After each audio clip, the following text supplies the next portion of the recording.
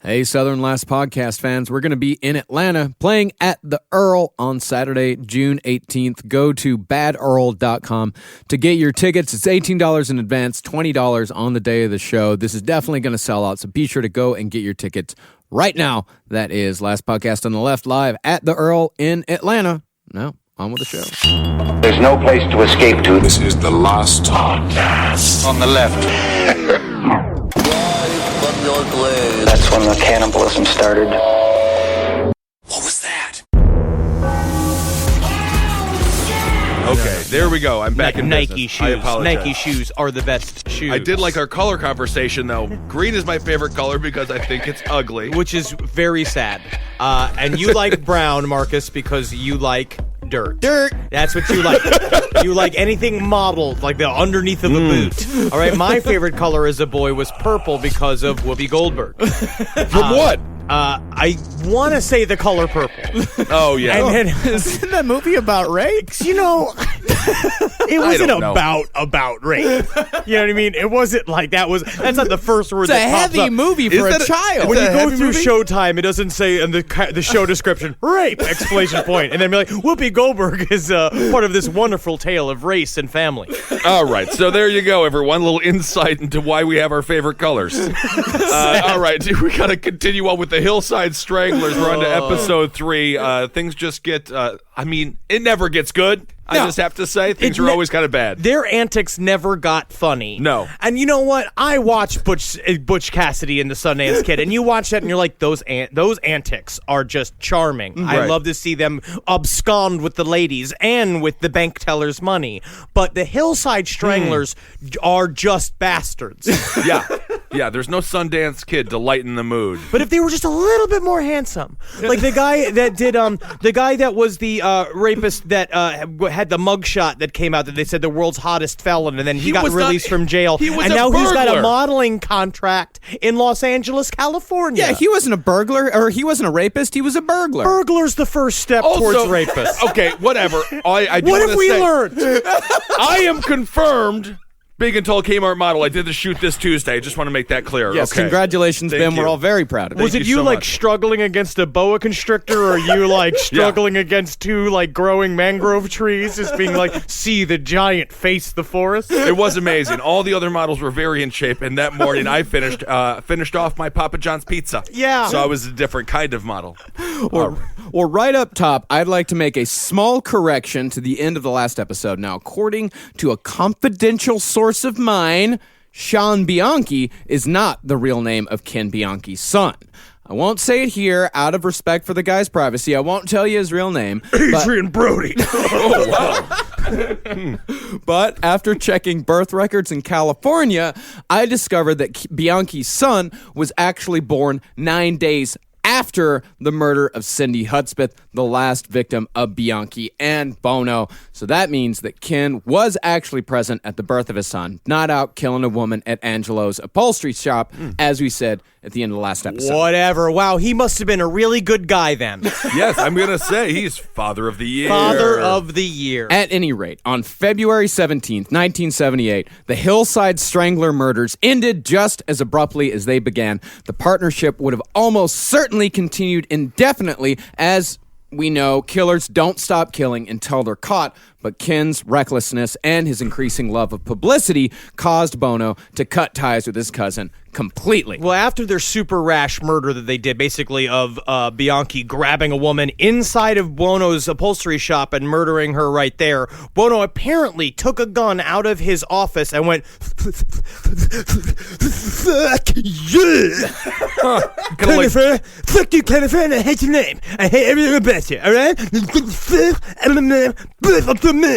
I'm going to say that's sort of a Charles Ng meets Deputy Dewey from Scream. He is. That's how I would describe Bono. So, Bono was the brains behind the operation. He was the one who kept Ken's enthusiasm, for lack of a better word, in check, making sure he never took too many risks, and the impromptu murder at Bono's upholstery shop told Angelo that Ken was not someone that he could work with anymore. Well, he was like the brains, kind of like, he reminds me of Iago the parrot from Aladdin. And that Bianchi was sort of like one of the hyenas from The Lion King. Bringing back Whoopi Goldberg on that one. Whoopi Goldberg's got a lot to do with this case, the color purple.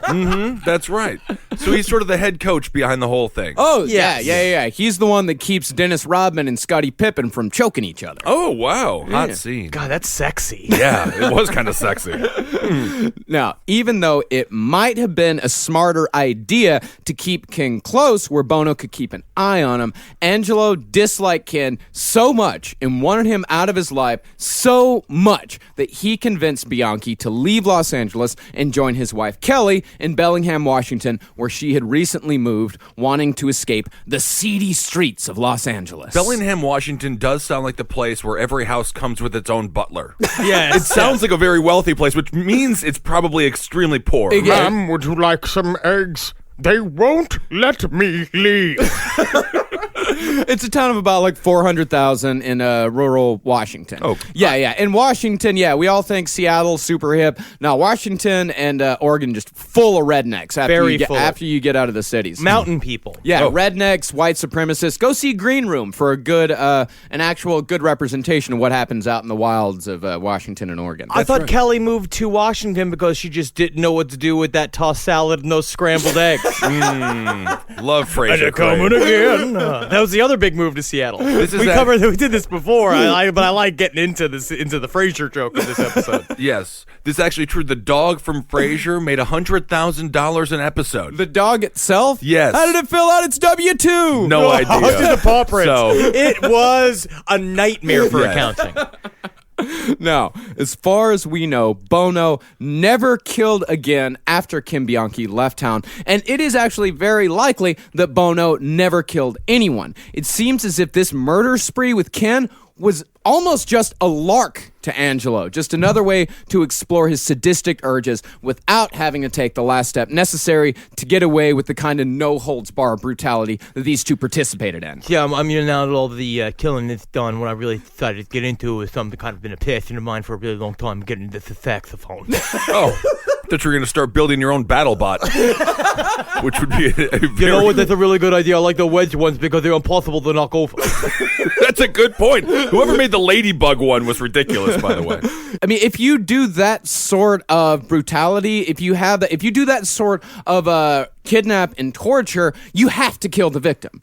Like Yes. that's something you have to do. You And cannot Bono- leave a living witness. You cannot leave a living witness, and Bono couldn't do it. Like he was not a killer. He was a fucking monster, but I don't think he was a killer. Kennifer was the killer. But he just kind of went back to his roots, and also we see the trends in psychopathy, right, where he was bored by the process after a while. Yeah, he completely lost interest.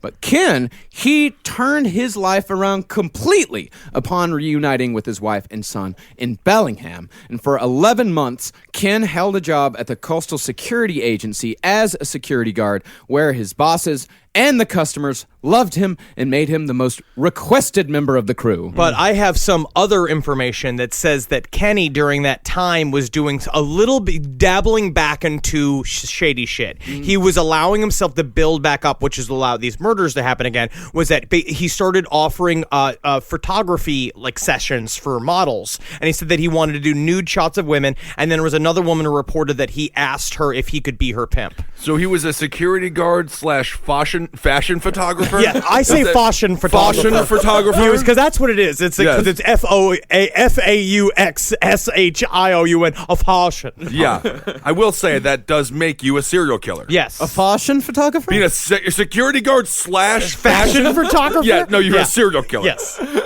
But his supposed good behavior would not last long, for on January 11th, 1979, Bianchi would commit a crime that would shock the small town of Bellingham, Washington, and bring the case of the Hillside Stranglers to a close. And where was Niles during all of this? He would have had something funny and nerdy and kind Biting. of gay to say. Cutting. Yeah. He wasn't gay.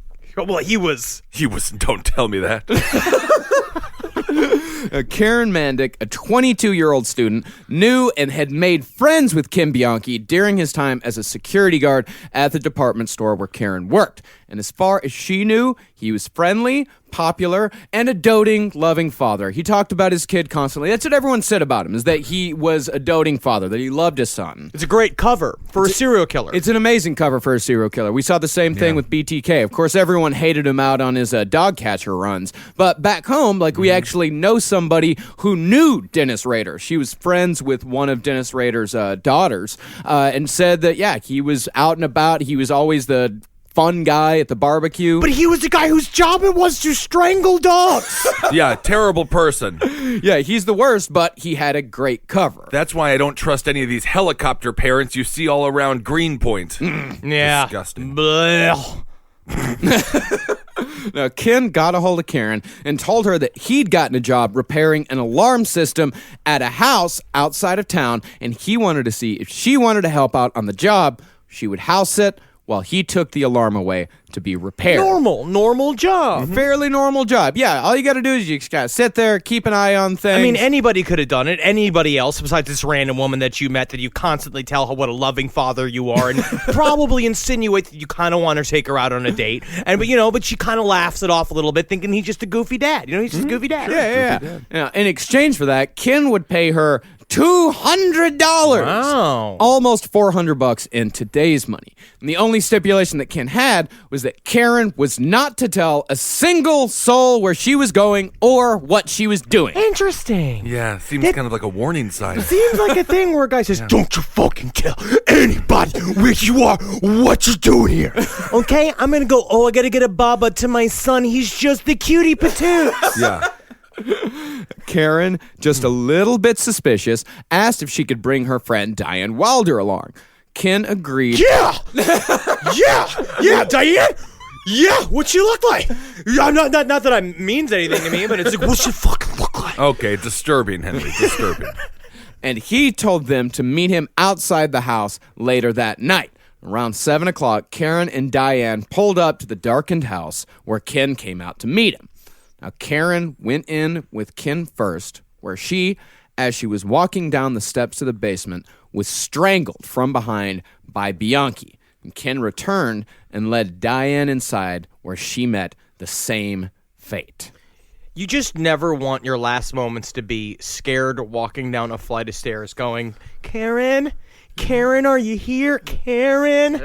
It is a nightmare situation. I just call the cops. I always go beep boop boop first thing, and then even if Kissel's just asleep next to the refrigerator, Right. I know that he's safe down in the down in the basement when I go down there. Always make sure, if you're walking in front of somebody, that the person behind you has their shoelaces in their shoe. Yes, always check their shoes. Where are the laces? Scream at their shoes. If you're going with a man alone in a building that you don't know where you're going or what you're doing, and you got to follow him down a bunch of steps down to a basement, just turn around and be like, "Show me your shoes! Show me the shoes!" Now, after he killed him, Ken loaded the two bodies back into Karen's car, drove it to a cul-de-sac, wiped the car clean of his fingerprints, and walked back to his truck. But Ken, without the supervision of his mentor, Angelo Bono, left a trail of clues behind that would get him arrested less than 24 hours later. He learned nothing. He learned absolutely nothing. Now, first of all, Karen had not kept her promise to not tell anyone where she was going that night. She let her boyfriend know where she was heading and who she was going to meet. Furthermore, Ken had also called up the woman next door to the murder scene and told her to not go anywhere near the house that night, as armed guards were patrolling the scene. And of course, the nosy neighbor noticed Karen's car that night and called police when an APB went out with the description of Karen's green Mercury Bobcat. I just feel like if I was the boyfriend of this woman, Karen, I would have grown a 5 o'clock shadow, picked up a smoking habit, and immediately become a detective in an Oldsmobile. Absolutely. I would have just followed just the car. combing the streets. Yeah. Where you going? Huh. That's so funny. And hang out by like phone booths. Yeah. If for some reason it's only raining above you. Now, the police, working with Ken's boss, who was in a complete and total state of disbelief that Ken could be involved in anything criminal, much less murder. they arrested Ken later that afternoon, and Ken put on such a good show that even the arresting officer was convinced that the real killer had used Ken's name as an alias. They put together a really interesting case. Moa, his boss at that job, really pieced this together because when they showed up at Bianchi's house, they asked him, basically they want to know his whereabouts of where the hell he was. It's like during the time when these women disappeared, and he said he was at a sheriff's recruitment center meeting, some weird police meeting, Sheriff's Reserve meeting. Yes, and so he went and he was like, so Moa was just like, you know what? A lot of things are not working out with this guy. Like, because at this point, it's like he was well loved at the security center, but he was a loudmouth, and he was always talking up shop, and he was like always like he would introduce himself as a rank that did not exist all the time. He called himself captain, and so like all of the Captain shit, of the security team? Yes, Yeah, that's what the guy at my bodega calls me. Hey, what's up, Captain? that's strange. I think he thinks you're a police officer. He might. So Moa put together these little kernels being like, I think there's something like fishy about what Kenny's talking about. So he called the sheriff's reserves and asked if Kenny showed up to that meeting, and he didn't. So they were like, well, what are you going to do? And so now they're piecing things together. The cops call Moa and being like, we need to bring him in, but we think he may be like a dangerous guy. If he committed these crimes, he's very, very dangerous. And so Moa faked a call to Kenny and said, hey, you have to go over check out the security desk that is unmanned. It's on this like remote part of this parking lot. And so Kenny went out there to check it, and a cop was there with his gun out, and they arrested him. Mm-hmm. And then Kelly was, of course, called in for questioning as well, and having no idea whatsoever of her husband's duplicitous nature, gave police the go-ahead to search their house, a fatal mistake for Ken on Kelly's part. Now, first of all, cops found a cache of expensive telephones, which Ken had stolen from houses, and although he did have other stolen objects, the vast majority was expensive telephones. Well, I mean, you never know when you got to make a call. That's good. I mean, I guess so. Yeah, but you could, of course, but all you need is one phone. Yeah, it is. You don't need 8 backup phones. Now, I actually do have to say, I can see being in a situation where you are stressed and you say, "I'm going to the telephone room. Do not bother me for 30 minutes." I never interrupt Kenny when he's in the telephone room. None of the phones are connected to any sort of wires.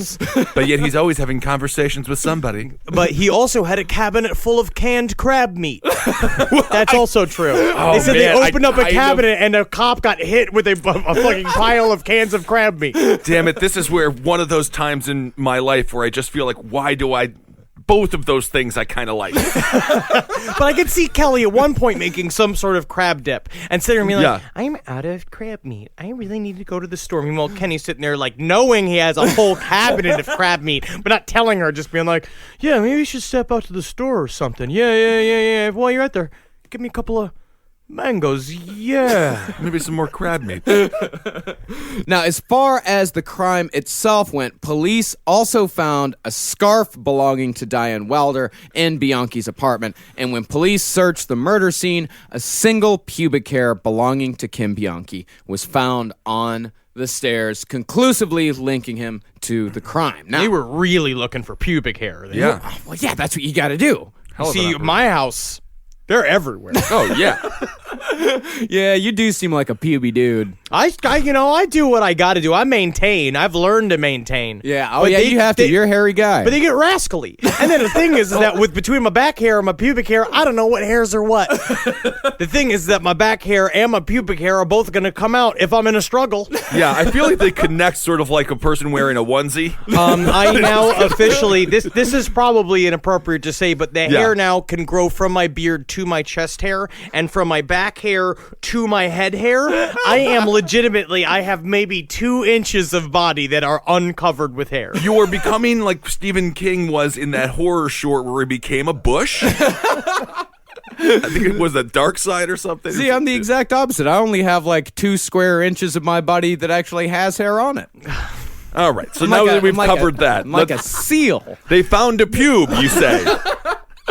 Now, there are a couple of different interpretations concerning the motivations behind the Bellingham murders. It could be that the motivation was just as simple as Ken not being able to keep his murderous impulses under control after 11 months of not killing. But another way of looking at it is that Ken may have committed the murders as a way to impress Angelo Bono, or to prove to Bono, or to prove to himself that he could commit and get away with murder just fine without his cousin. When the police chief of Bellingham examined the bodies of the two young women, the Hillside Strangler murders were the first thing to pop into his mind. See, the chief was friends with the father of one of the victims of the Hillside Stranglers back in Los Angeles, so the guy was intimate with the details of the case. And so investigators, through interviews with Kelly Boyd, began digging into Ken's past. And not only had Ken lived at the Tamarind apartment buildings at the same time the call girl had been murdered there, Kelly also told them that because they didn't have a phone at their apartment, Ken often made and took all of his phone calls at the local public library where the call to lure the girl to the vacant apartment was made. So I will say, I know it's 10 murders in, but it does seem like the cops are okay in this situation. They're actually trying to do some real detective work. I mean, that we said that in the last episode. Like, the cops, both in Los Angeles and Bellingham, like, they did a hell of a job. They did the best they could with what they had, and they worked across state lines. They worked across different jurisdictions. The cops actually did. This is one of those cases where the cops actually did do a pretty good job. Bono and Bianchi did a good job did a horrible job of covering up their tracks as well. But that's how good the police work was, is that they took all of these little pieces of information and kept them together. That's where a task force really works. Yeah. When you have like the walls of information like you see in a true crime show nowadays, where you see like all the fucking yarn across different maps. That shit fucking just nabbed him real good. Yeah. We're not talking about the fucking hot dog squad here. Right. No. Like, this is an actual, like, Los Angeles major metropolitan police department that actually knows what they're doing. Now, police also discovered that Ken had lived on Garfield Avenue, where two of the Stranglers' victims were last seen. And after these revelations, cops searched the Bianchi house further and found a ring belonging to Yolanda Washington, which linked Ken conclusively to the Hillside Strangler murders as well. And this right here doesn't have a whole lot to do with the case. But cops also found a pair of underpants and a towel that Ken had been masturbating into for months. They were both hardened and soaked from what was probably dozens, if not hundreds, of loads. Wait a second. I know you're arresting me, and I know you're keeping me in the cell. I know you're investigating my home right now. Please tell me you didn't take my jerky cloths. Yeah. Did you take my jerky cloths? I've been working on those. Do you have any idea how hard it is to keep a shirt together for 9 months of shooting webs into it? Unbelievable. I just feel bad for the detective who has to pick it up for the first time. yeah. What is this? Is this a bizarre stuffed squirrel? Oh, no. Look at this incredible paper mache project that Bianchi was working on. Being like, what is that? Oh, it's kind of salty. It's like made with like kind of saltwater taffy that's like bleach flavored. Oh, I know that smell. That smells like my husband. That spunk. Yeah, that's It's in my nose. Yeah. It's in my nose. It's in my eyelashes. Oh, you're going to want to go to the doctor. Yeah, you guys ever seen those pictures of, like, the cum boxers or the cum box? You know, on the internet where, like, the guy that jerks off into his boxer shorts for, like, a year. No. And it's, like, got, like, a kind of a pool, but it's also, like, sort of fungusy a little bit. Absolutely not. Nope. Never. I'm with Henry on this one. You guys, you want to? Nope. No. All right, back. Can we just get to the subject at hand? No, and even more bizarrely, they also found an old taxidermied rabbit that Ken had used as a sex toy of some kind on the regular. Now, do you remember the story of the Velveteen Rabbit? Yeah. About how what he happened wished to it? that he's like they sometimes love can make you alive. In this case, Yeah. I think that Velveteen Rabbit lived like one of Leonard Lake and Charles Ng's M girls. So he used this with a woman? No. This was a woman would scream if This she was saw that. solo time. This was Ken's alone time. This is like crab meat and his rabbit afternoon. And all the phones. Eating crab meat, fucking a stuffed rabbit, while his Kelly's just moaning in the other room about how she's sick from being pregnant. Wow.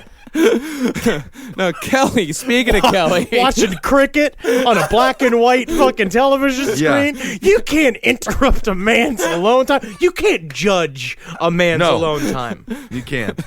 Speaking of Kelly. She was. What? Nothing. I just picture him like sitting on a chair in a room, fake answering phones, looking at the stuffed rabbit, be like, "I'm coming for you," and then like remember. It's better than him murdering girls. Yeah. If he just did that, we wouldn't have to do this podcast about him. That would be a secret shame that only he would know about. It's more horrifying than Gacy's garage. Now, Kelly, she was starting to realize that Ken was in jail for the long haul. So she brought up Ken's cancer. And he'd been keeping this whole cancer thing going. He was, I think, on like maybe year 2 of the cancer story. But cops soon discovered that there was no record whatsoever of Ken having any kind of cancer, even though he had brought report forms from the hospital to Kelly. Kelly brought these report forms to the cops. They're like, no, he has cancer. Look. He has these forms. The forms say it. I mean, he's gaining weight, and I noticed him at the gym, and he did 50 pull-ups the other day, but these form says he has it. It must be true. Yep. And what Ken had been doing is when he was in the hospital wandering around, he'd been stealing forms and forging his own name on the reports. And when Ken was questioned about this by Kelly, he said he had no memory of any of it. Forms? What? I'm just still very confused that he could walk around the hospital for 3 hours a day stealing forms and no one kicked him out. Now, he only went in like once every couple weeks. You know, in hospitals, they got face blindness. They don't pay attention to Yeah, nobody. everybody's a pre-corpse in a hospital. Oh, yeah. And he was Patch Adamsing it. He was walking around goofing around with the nurses, making the kids laugh. They all thought he was like, laughter is the medicine that heals these children, and that doctor, if he even isn't a doctor, is a doctor of laughter. All of his balloon animals just look like knives. Then he stabbed the girl, stabbed. And the whole amnesia thing, that wasn't just the line that he gave to Kelly. When cops started questioning him about the murders in general, because they had ample evidence, both from Bellingham and Los Angeles, Ken, even faced with a mountain of evidence, denied remembering any of it actually happening. So, after being examined by a forensic psychiatrist, it was recommended that Ken undergo hypnosis. What he did, though, is he did quickly lawyer up. Very quickly lawyered When up. he got arrested, he had a lawyer there all the time saying, don't speak, don't talk to these guys. No doubt don't speak. But Oh, I love that, you yeah. lawyerly don't speak. It would be unprofessional for him to sing don't speak at a interrogation with a police officer. Yeah, totally. I mean, unless, of course, he wanted to be let go immediately. Great album. Great song. Tragic Kingdom. This is my defense attorney, Gwen Stefani. You could tell by her wonderful midriff and the troop of Japanese girls she brought with her. I'm still upset that Gavin Rosdale broke up with her. Tell me about it. Oh, Jesus Christ. Listen to page 7 for more on Gavin Rossdale and Gwen Stefani and what is she doing with Blake Shelton. What is she I even love doing Blake. with Okay, him? don't even... Go listen to page 7, cavecomedyradio.com. Now, the first expert on hypnosis that they called in was Dr. John Watkins, the past president of the Society for Clinical and Experimental Hypnosis and the past president of the Hypnosis Division of the American Psychological Association. I can put anyone to sleep and they do anything that I want. I'm the Lord of Hypnosis. That sounds terrifying. You mean, man, a doctor walking around just being like, you know, it's funny, you want the budget papers in on time? I can make you walk like a chicken anytime I like. It'd be great in Vegas. Now, the first session took place on March 21st, 1979. Watkins explained to Ken that he could use hypnosis to maybe fill in some of the gaps in his memory, and Ken was on board 110%. Yeah, let's do it. Yeah. And after a brief exploration of Ken's childhood, Dr. Watkins asked to speak to only a part of Ken rather than Ken as a whole. And Dr. Watkins referred to this part as part, asking him, "Would you talk with me, part?" by saying, "I'm here." So Ken slumped down and answered in a deeper, more surly voice, saying, I'm not Ken. when the psychiatrist asked him who Ken was, he said, Well, you could call me Steve. Very clever. Yeah. Now, Steve was a demonstrably different character than the mild-mannered Ken Bianchi. He was nasty, short-tempered, and aggressive, and had an extreme dislike for Ken, who he called... An ass. An ass? An ass. He's like, oh, Wow. he's You an guys- ass. He's soft. Do you He's bite soft. your thumb at me, sir? He's an ass. You guys got any fucking Go-Gurt? I like yogurt I can squirt directly into my throat, unlike Ken, who can't handle a quart of fucking Go-Gurt. Ken, you pussy! Wow. But it wouldn't be long before Steve was confessing to as many Hillside Strangler murders as he could, implicating Angelo the whole way. With very little prompting did he start talking about these murders. Steve said, Ken walked in on his cousin Angelo. Angelo had a girl over, and Ken walked in on the middle of Angelo killing this girl. now who's Angelo? Some turkey he knows. His cousin, somebody. It's somebody he knows. I don't know him. I'm Steve. You're definitely the dumbest person I've ever put to sleep. Hey, I'm Steve. Steven, please. Call me Steven. The Steve went on to claim that it was at this point when he walked in on Angelo murdering the girl that he went from being just in the background of Ken's mind to taking over Ken completely, forcing him to commit murders while the soft-hearted, wimpy Ken could only look on in horror. And when asked about the motivations for the murders, Steve said, There was nothing wrong with killing because it was like getting back at Ken's mother, you hear? Yeah! Wow. and he said that when he killed, it felt like he was killing his mother. And when asked why he hated women, Steve said, They hurt. That's it. Okay, Steve is Ken. So Steve is I Ken. just don't understand. He's putting on a fake voice and playing Steve. Yeah, right, but Steve, it's just it's a strange name to choose. Steve. Ken or Steve? Well, we'll find out do you later want why he chose the name Steve. What does he want to name? And he's like, his name is Ravenstar. That you can make up any name. And he went with Steve. Now, listening to what Ken is talking about here, you might think that Ken not only had a high level of self-awareness, but also an understanding of serial murder long before such a thing was widely studied. But the truth of the matter is a combination of factors. First, Ken had a large collection of psychology books in his own personal library outlining the exact types of behavior that Ken was exhibiting. Also, he wanted to be a cop for a long time, and he was Right. training to be a cop, and he wanted to sound like he knew what he was talking about to cops. So that's because he would hang out with them all the How time. big was this guy's house? He's got a phone room, a bizarre stuffed rabbit In the room. 1970s, everyone was given a 3-room house, just a 3-bedroom house, just off the Just the for top of their living? head. Yeah, that and the "Do You Feel Like I Feel" by what's his name? Frampton Comes By Alive. Frampton Comes Alive. Yeah. Frampton. They issue it in the suburbs with Seasons of Tide. Yes. Yeah, that's Wayne's World. Oh, that's it. Kind of funny there, yeah.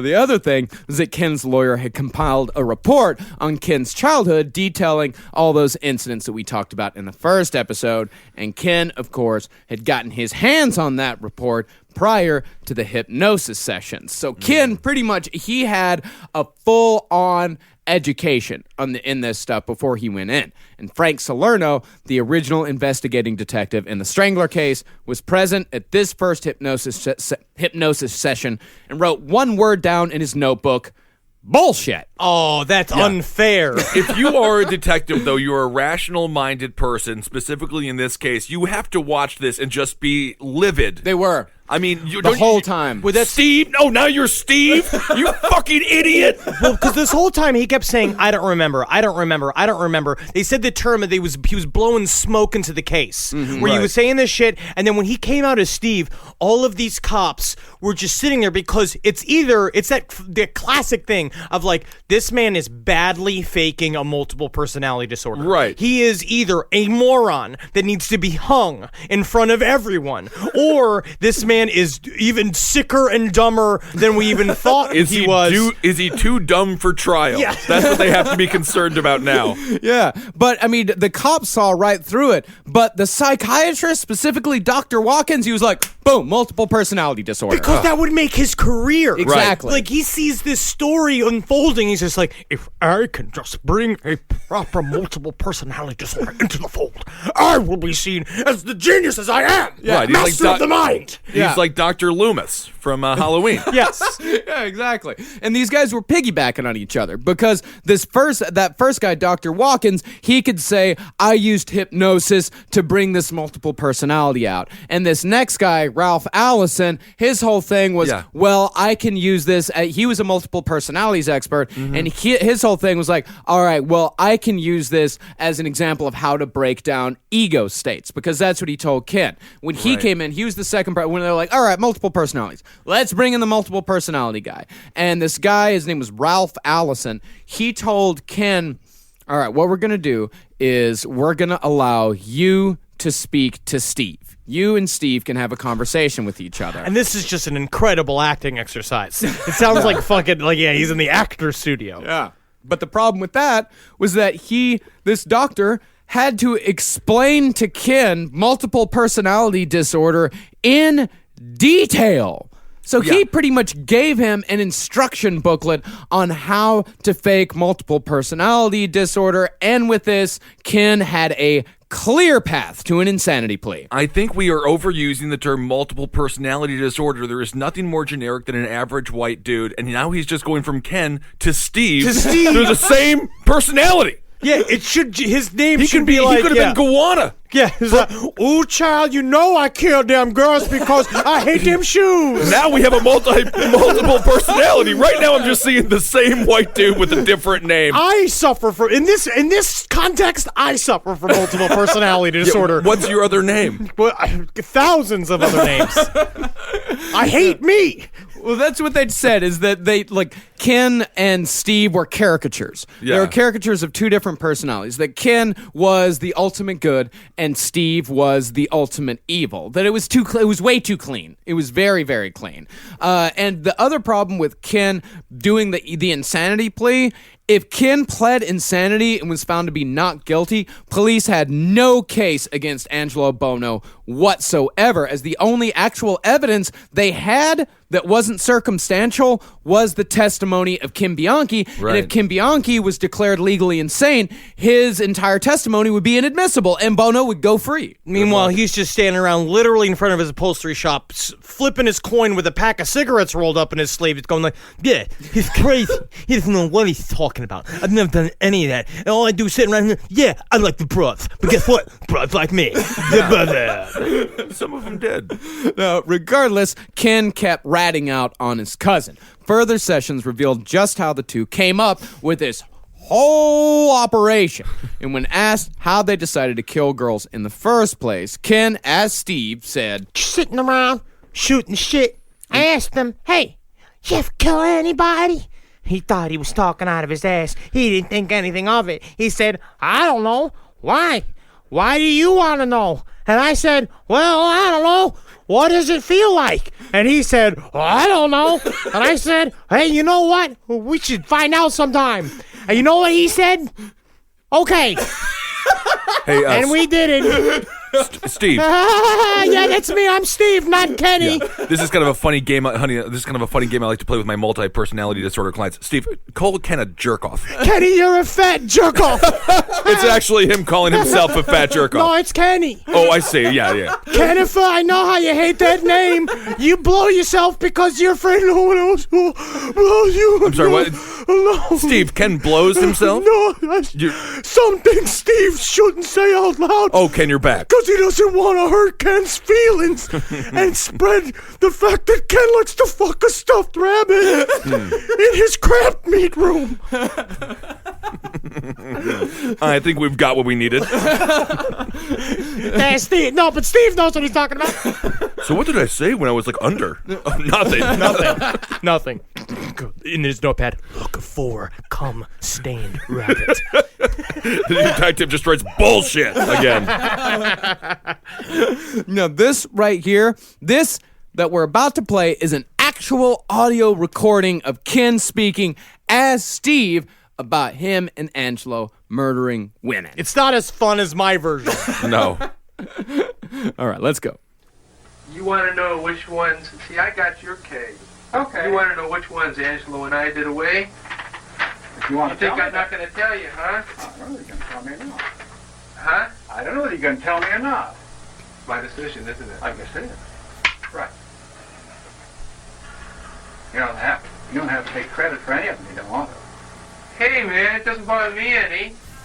I told you, killing abroad doesn't make any difference to me. Well, if you want to Killing take- any fucking buddy doesn't Yeah, make any well, difference. maybe you didn't kill any of those. I don't know.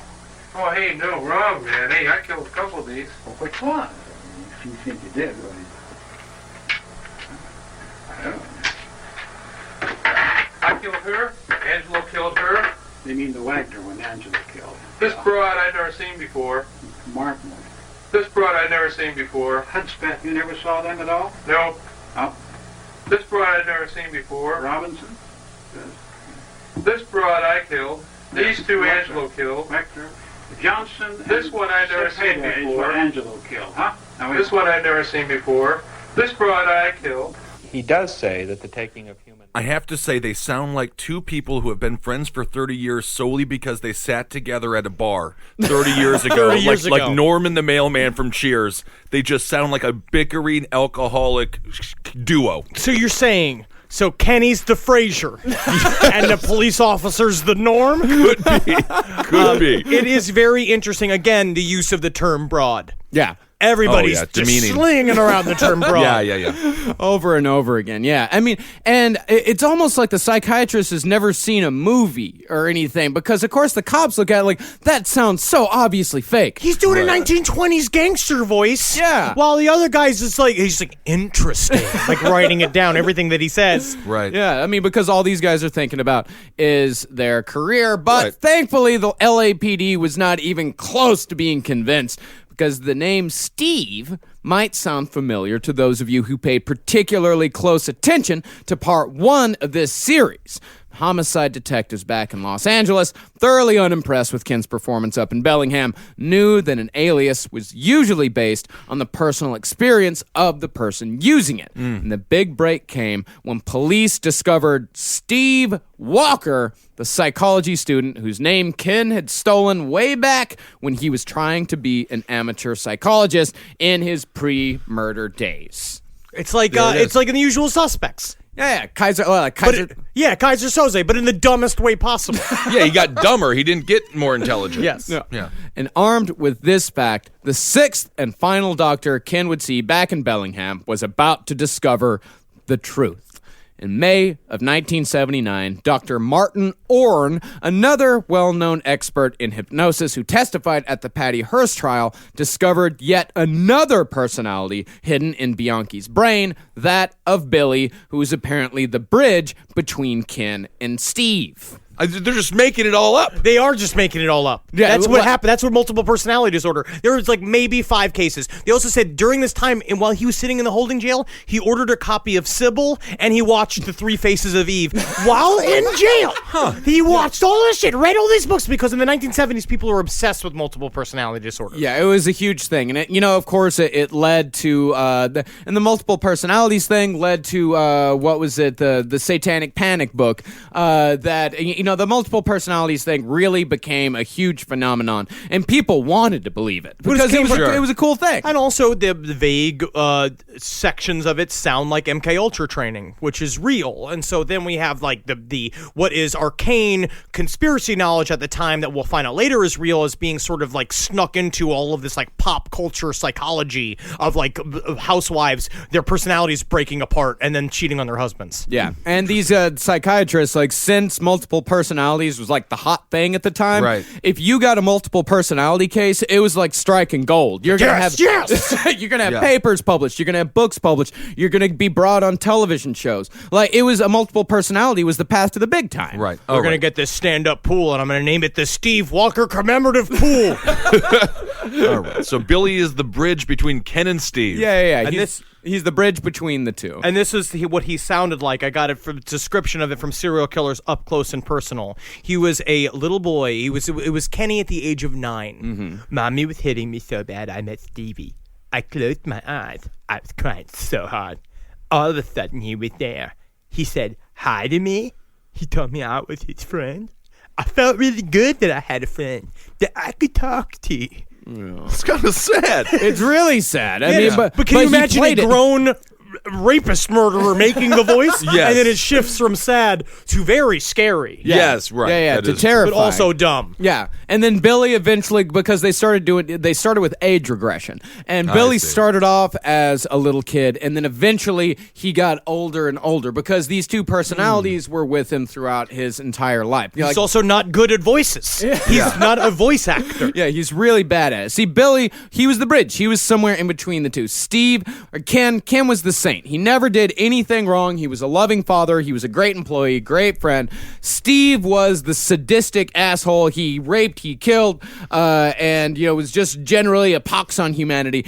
Billy was like, yeah, he was the one who lied. He was the one who cheated, but he's always like, you know what? I never really got on board with the killing. Yeah, I Billy- never really liked all the killing all that much. He's the creepy puppet. That's what he sounds like. But you know what's really interesting? They said a part of the reason why he came up with the multiple personality disorder in the first place was because his attorney was like, you need to find a way to exonerate yourself in a way. Yeah. And what he did was he sat him down and described the process of what it's like to be hung by the state of California. And he was like, some people go to the gallows screaming. They have to strap them down. And he's like, and if they screw up the hanging, you're paralyzed. And then you choke to death over 15 minutes. Yeah. Come up with something quick. We need a hit, kid. We need a hit. Sounds like a record producer, literally. See, that's the thing, is that, now that Billy was coming out, Dr. Orn, he was getting closer to the truth about Ken's so-called multiple personalities. Because the thing about multiple personalities is that if they even exist at all, because there is still to this day a lot of debate as to if multiple personality disorder is an actual thing, if they even exist at all. They're created as a means to deal with extreme stresses, usually sexual abuse in childhood, and that persona, the different personas that are created, they're there to defend the dominant psyche. In other words, it's not a voluntary act at all. It's all a stress-related switch. But Ken was able to switch from personality to personality at the behest of the hypnotist. And furthermore, Ken, Steve, and Billy, like I said earlier, they were just too clean. They were caricatures of good, evil, and somewhere in between. They weren't complex personalities at all. It's like you said, Ben, like it's just like three white guys. It's like one that is cool, one that's cool, one that sucks, and one that's a rapist murderer. Right. What about Daniel Day-Lewis in Lincoln? Yeah, Daniel Day-Lewis in My Left Foot. Daniel Day-Lewis in There Will Be Blood. Do you think he's a murderer? He chose multiple personalities over money. Oh, yes. Money helped him choose to do that. Yeah. But the final nail in the multiple personality coffin came when Orn told Ken to hallucinate that his lawyer was in the room. Didn't prompt him, just told him, hey, your lawyer's in the room.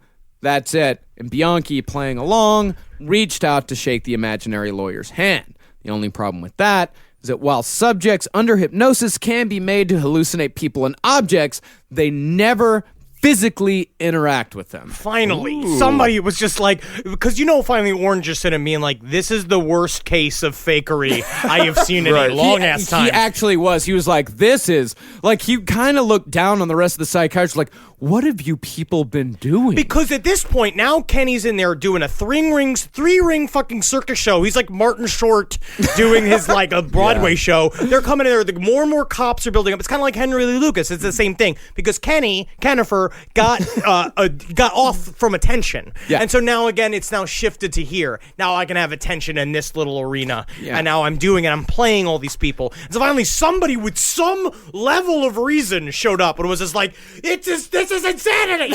Yeah. And a lot like Henry Lee Lucas, the Bellingham Police Department really took a shine to Kenny. He was allowed to he was allowed to get Sybil. He was allowed to watch movies and get books. He was allowed to correspond with anybody that he wanted to without any sort of supervision whatsoever. He was just going whole hog on everything. I know from my father A cop will make instant friends with anyone who wants to listen to their stories. Good point. And that's how it goes. All you have to do is ask a cop, what's your worst story? And he's like, all right, here, you want to hold my gun? And so 6 psychiatrists later, and by the way, I don't know if I'd stress that enough. 6 psychiatrists examined this guy. Ken's story finally collapsed, and his insanity plea was rejected. And faced with a mountain of evidence and insanely detailed confessions, Ken had no choice but to plead guilty, and in a deal made with the Los Angeles District Attorney's Office, he avoided the death penalty by testifying against Bono. And testify he did for 6 months, essentially being the biggest pain in the ass the Los Angeles criminal justice system would see until Charles Ng took the stand 2 decades later. Wow. He was a showman after all. He was. He really was. And Well, he would switch from day to day, like until one day he would actually switch from hour to hour, and he would come in the morning and say like, "Yeah, I killed all these women. Like I did this, I did that." Angelo was there, and then he'd come in the afternoon and say like, "You know what? I forgot. I don't remember anymore." It is sort of like going back to Family Matters when Stephen Urkel. When Urkel would turn into Stephen Urkel, I loved those episodes. It is like so if that. I was a juror, I would be like, that. I hope Steve comes in today. I love it when Steve's there. But I do imagine that Stefan Urkel, would murder a girl and slowly choke her with a plastic bag. That was actually a stalker situation if you go back and watch that sitcom. Dangerous. Very dangerous what he was doing to Laura. Steve Urkel is very similar to the Santa Barbara lady killer guy. Steve Urkel or Stefan? Steve Urkel. I don't know. He seemed a lot more Laura good. is really lucky she didn't end up with a fucking bullet in her head. Well, her father was a police officer as well. Even worse, guns in the house. Well, it's... Well, one other interesting thing about Ken Bianchi's psyche, and as far as attention went, is that when he was in Bellingham and all of these cops and psychiatrists were fawning over him and giving him everything that he wanted, he was extremely cooperative. He actually, he went and he, confessed and he cried during the trial or during the hearing. But as soon as he went down to Los Angeles for Bono's trial, nobody gave a shit about him anymore. The LAPD, they didn't placate him. They didn't give him anything that he wanted, so he pretty much turned into a little titty baby and refused to cooperate, and that's why he spent 6 months on the witness stand. What he also apparently did too, one statement he made is during it is that when he got shipped down to LA, he's like, I finally get my dream of being a murder investigator. Like he's got to, because he was investigating his own murder. Right. Like his own, like he got to play cop. One cool thing about investigating your own murder, you'll solve it. Because all you have to go is spin around. Where's the killer? Nope. Oh, it's me. It's me. Pointing at my nose. Look at that. Got it. Nailed it. And after the longest trial in California history, at that time, Angelo Bono would be convicted and sentenced to life in prison, where he died in 2002. Bianchi is still alive and has since decided that he is innocent of all charges, and to this day vows to one day find, quote-unquote, the real killer. OJ did it. I love that. I love the vow to find the real killer. Oh, yeah. Always. Yeah, of course, because that is how you would exonerate him. Or that's how he would be exonerated. And there's also a weird epilogue to this story involving a woman named Veronica that I think we're going to get into in a future episode. Women who love men who kill. She saved his life. That's what she said, because she also brought him the love of Jesus Christ. The love of Jesus Christ. Good. That's after she left him for the Sunset Strip Strangler. Well, she's got a type. Yeah, we'll get. Oh, that woman has a type. But yeah, we'll get into her possibly in a future episode. We don't want to give that one away just yet, but it's a really mustaches. Weird, mustache. Loves the mustache. And that's it. That's the Hillside Stranglers. All right, Hillside Stranglers. Another great job of research, Mr. Parks. Thank Wonderful you very much. stuff. Very Henry educational. did a hell of a lot on this one as well. Great and work, also, Henry. Thanks to April Bennett, research assistant April Bennett, who really helped out a lot on this one as well. Our first 2 research assistants unfortunately died in the process of the Om Shinrikyo episode. Unfortunate. This is in memoriam of them, this episode. Yeah. Yes. It's one of those things where I love the big hitters. I love doing these big hitters. I love researching them, sometimes I'd be like, I wish they hadn't done this. Oh yeah, always wish we didn't even have a show. I would prefer if this doesn't even exist. Yeah, What would we it was do if we didn't have all of that? Though? aliens. It would be aliens, aliens and ghosts and big feet and all sorts of other fun stuff. I would love to talk about Sasquatch and random cryptids. And we're gonna. We're coming going up. to. Yeah, we've got our next couple episodes are going to be real fun. Guys, check out on Netflix. It was a straight to DVD set that you could only get from the back of a magazine. I remember because I had a copy for MUFON magazine from when I was a child, and I always wanted the set, but my mom was just like, "You're disgusting. No, you can't have an alien book. You already have too many books with Satan's on the covers, and you're gonna go talk to the priest." Well, the priest is just lubing up his hands for the other boys. It's called UFOs: Best Evidence Caught on I Tape watched it on Netflix, and it rules. Yeah. Well, one of them is a helicopter. Well, there's a couple of literally blinks in there. one. There's There a is couple one of where blinks. there's a helicopter. You can see the spinners. Your problem is, what do you call them? You're thinking about it. You just got to stop thinking about it. No, it was very funny. I actually watched that. Great series. Yeah, and we've got to make a couple of thank yous right now. We've got to say thank you to Brianna Parrish for sending us this amazing John Wayne Gacy illustration. Oh my God, it's so good. It's cute. It's real cute. It's super cute. It's adorable. You can find and I checked out her stuff. She's an amazing illustrator. You can check her out at BriannaParish.com. That's 2 N's. You know what's 2 so R's. weird? It's so bizarre. I didn't even see that as John Wayne Gacy. I thought it was of you, Henry. I just thought I didn't even. It is very interesting, right? Yeah. No, we're blending together. Yeah. Who made this picture? That would be Aaron Towns. Did a real cool picture and a set of playing cards of us as 2 real houses for feet and dog meat. And he That's drew so me cool. wearing a really cool little David Bowie low t-shirt. It is really which cool. Is really cool. It is really cool. Really funny. Gave It's me really doggy cute. ears and a doggy nose. I like to make a couple shout outs. I like to make shout out to Stevie Chris, who shot all these photos for us that we've been using as promo material for Last Podcast on the Left. I like to thank my girlfriend Natalie because she put a lot of work into that too, and it's fucking worthwhile. They both kicked ass. Yeah. They've been helping us a lot. It's really awesome. I want to give a shout out to Lord Rael, man. How's the weight going, you fucking fat piece of shit? Okay, leave him alone. He's got a thing going. You still sweating your balls off from Baja, Mexico, you idiot? I kind of got a lot of respect for him. This is my question, Lord Rael. If you're in the Facebook group, fucking show yourself so we can pants you on the internet, you dumb shit.